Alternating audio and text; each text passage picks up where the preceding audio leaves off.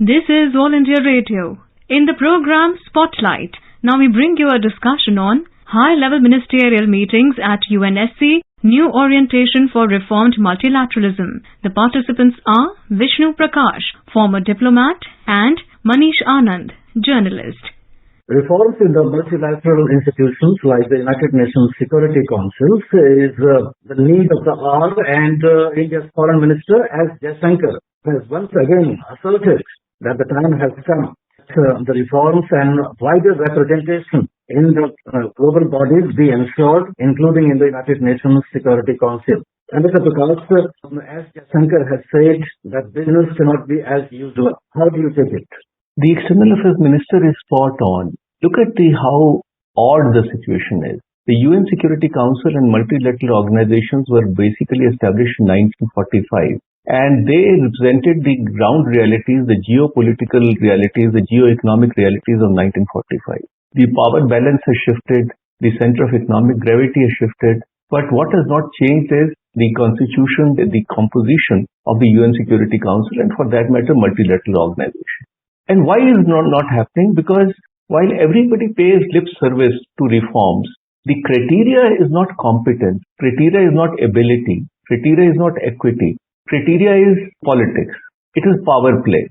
And those countries who are in power do not want any to share their power with any other country. Even if the UN Security Council or international organizations become ineffective, they do not care. Effectively, they do not care, because our ineffective international organizations somehow serve their interests because they can then do what they want to do. And foremost is China, which is an aggressive power, expansionist power, hegemonic power, and China wants to create a China-centric regional order where no rules apply to China. And China will, when it looks east, it is Japan. When it looks west, it is India. And China knows that India has the potential to rise. India is likely to be the third largest economy in the next 10 years. And China will do whatever it takes to prevent the rise of India. And therefore, they have been openly opposing the core interests of India, and I do not see any change happening. Unfortunately, howsoever pressing the need is, because of power politics, the progress is going to be painfully slow. Indeed, if we look at the composition of the United Nations Security Council, we see two countries, France and the UK, are the members, and their economic sizes are much smaller than India. In fact, Europe has two member states, while Asia just has one. This way, democratic order definitely is not ensured in the multilateral agency. Absolutely right. I mean, let me take this a step further. In 1945, Britain was dominant power, was a very important player in geopolitics. If today the UN Security Council were to be established, Britain would have a tough time even becoming a permanent member of the UN Security Council. But the structure is such that represents the realities of 1945. Now, everybody knows that UN has become ineffective. Any issue, you take any issue. Take, for example, the COVID pandemic, take the Afghanistan situation crisis, take the Ukraine crisis. What has UN done? Absolutely nothing. Why it has not been able to do that? Because it does not have the ability. The UN system is as strong as the members want it to be, because they control the purse strings, they have the power of providing it peacekeepers, and they're not willing to provide it. So the world is in turmoil at the moment. It's at crossroads. The existing powers are trying to keep their power and influence intact. There is a fast emerging power which is threatening the world order. So in this kind of a chaotic situation, the voice of India or the voice of countries like India become very important. And it is very also essential that you keep plugging away, keep asserting, keep informing the world that this status cannot allow to continue. But how long will it take for the world to pay heed? I'm not sure, because at the end of the day, if you have the power, you will try to do what you can. And an ineffective multilateral structure is something that rising powers or aggressive powers are very comfortable with. But Ambassador Prakash, sadly we see that some of the members of the United Nations Security Council increasingly seen protecting the individuals who have been perpetrators of crimes against humanity. For instance, terrorists from Pakistan were involved in 26/11 attack in Mumbai. This situation cannot be normal. We cannot justify this. And that has been very strongly stated by the Foreign Minister as Jaishankar. What Dr. Jaishankar says is a fact, is a reality. But it's a question not of what is right or wrong. Big powers do what they want to do. For us, it could be a terrorist. For Pakistan, he's a freedom fighter. And for China, which is the protector and guardian of Pakistan, they will continue to aid and abet terror. It's nothing but aiding and abetting terrorism. But question is, who will bring China to book? Who will hold their feet to fire? Unless the international community comes together and speaks out in one voice and imposes costs on countries like China, I don't think that they are likely to relent. And therefore, it is important that we keep on talking about, raise the concerns, because terrorism is like fire which will leave nobody unscathed. And it is hoped that before it is too late, countries pay heed. But then when you have countries which are expansionists, which are violating international norms, and cannot be held accountable, things become that much more complicated. Definitely, Mr. Prakash, India is right now has assumed the presidency of G20, and India has become a voice of global South. In this context, we see that the democratic world order is not maintained. The global North has predominance in several of the multilateral agencies. So can there be any way out in an immediate time frame to address the voices of or the concerns and aspirations of the global South?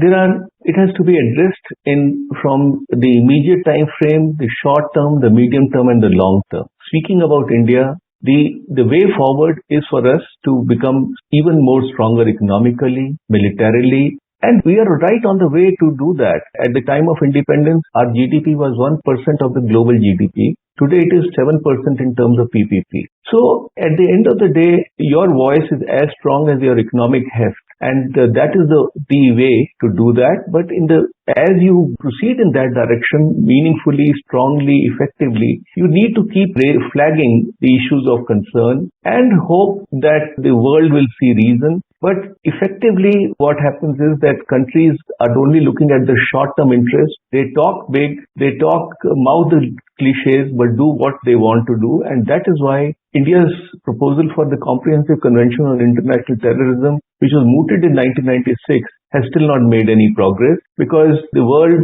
works at cross purposes and they pursue their short-term and their own interests without looking at the big picture. Mr. Prakash, if we see the big challenges which the United Nations faced in the last 1 decade, one would be terrorism. Second, definitely would be the pandemic, COVID-19 pandemic. Third would be the food crisis, and fourth would be the energy crisis.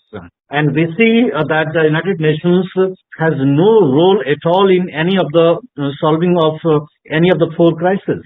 And another big crisis which the humanity is facing is that of climate change. And certainly the levels of poverty, the least developing countries are becoming more and more vulnerable. So yes, there are lots of challenges. But let us look at let's look at UN, for example. What is UN? UN is the sum total of its members. How does UN draw power or influence? UN does not have its own abilities as such, dependent on rich countries mostly for finances, dependent on rich countries or militarily strong countries for military or peacekeeping operations. So if those who are the custodians, so to say, of the global order themselves do not lend their shoulder to the wheel, then how is it going to happen? The sad reality is that we are looking at a world in turmoil. The world is working at cross purposes. The established powers are trying to maintain their supremacy. New powers are emerging. And this is a period of turmoil. How long will turmoil last? I do not know. But eventually things will fall in place. I hope they do sooner than later, because that is in the interest of peace, prosperity, and stability in our region and beyond and in the world. But the fallout of the growing irrelevance of the United Nations and its Security Council is also seen in the growth of the new group, the new power blocks. For instance, the G7 or the NATO, and Russia and China axis on one side, So in that context, the voices of Africa or the developing countries, because they are the big sufferer because of the energy crisis and the food crisis.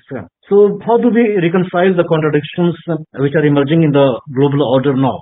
Well, that's where India comes in, because although we are comparatively a smaller economy, we are the fifth largest economy in the world, but we, in terms of per capita income, we are still at lower end. But what India is doing is something which is very different. We are a very large country. We have lots of challenges, but we are also finding solutions. And we are finding practical solutions, cost-effective solutions, and we are sharing our experience, our developmental model, our abilities with the developing countries, be it as the world's pharmacy, be it in terms of digital transformation, be it in terms of climate change, climate action, or lending our voice to sustainable development goals. So India is doing what it takes. That is the best that we can do, and hope that other countries also see reason, also follow suit. We can be the voice of the global south. We can encourage countries to see reason, but at the end of the day, every country will have to take its own decision. Definitely, Mr. Prakash. In fact, one of the first meetings of the G20 that India would be presiding over, that took place in Bangalore, India brought the rising rates of the developing countries and the least developed countries at the forefront, which has been missing out of the agenda of the big international bodies when Sri Lanka economic collapsed. It was India which reached out and stabilized the economy and ensured that the relief to the people reached there. So in that context, do you think that some new grouping would become more relevant than the United Nations? It is not a question of new grouping or old grouping. Suppose we have not a United Nations, but let's say a combined union of nations. Let's say hypothetically we call it a union of nations. Then what will happen? So long as the people, the countries which have the power, they do not learn, they are not willing to cooperate, they are not willing to work together, how will it be effective? How will it be effective? So there is nothing wrong with the UN as such. What is wrong is, the difficulty is that big countries are working, powerful countries are working at cross purposes. So that is the challenge, and that is a challenge which is not likely to go away in a hurry, because the world, as I said, is in turmoil, and till there is a new balance, new global architecture emerges, which can take time, we'll find that there will be difficulties, there will be more instability than stability. Indeed, the current global architecture definitely belongs to the last century. And Mr. Prakash, now that we see that the global order is in flux, the polarization is there, Russia is at one block and America is another block. For the benefit of the listeners, just for the sake of the curiosity, how can we ensure that reforms do take place? Because for 3 decades, in fact, we have grew up listening to the talks of reforms in the council. When these 5 members don't yield, how can the reforms take place? There are 2 things to be done. One is to keep reminding the world that the status quo is not conducive to global peace and stability. After all, even if the global south speaks in one voice, it will echo in different capitals, in different chambers. Second, and as important, is to look inwards and strengthen our own abilities, our economy, our security, our abilities, our infrastructure, and lead by example, and that is what India is doing. Definitely, India must lead the global south on economic and social empowerment, and they must stand on their feet and demand accountability from the permanent members and ask them to force them to open the room for reforms in the United Nations Security Council. And Mr. Prakash, thank you so much for talking to the All India Radio. Thank you. You were listening to a discussion on high-level ministerial meetings at UNSC, New Orientation for Reformed Multilateralism. The participants were Vishnu Prakash, former diplomat, and Manish Anand, journalist. This program was produced and presented by the News Services Division of All India Radio. You can listen to it on our mobile app News on AIR. This program is also available on our YouTube channel News on AIR Official. You may email your opinion about this program at airnsdtalks@gmail.com.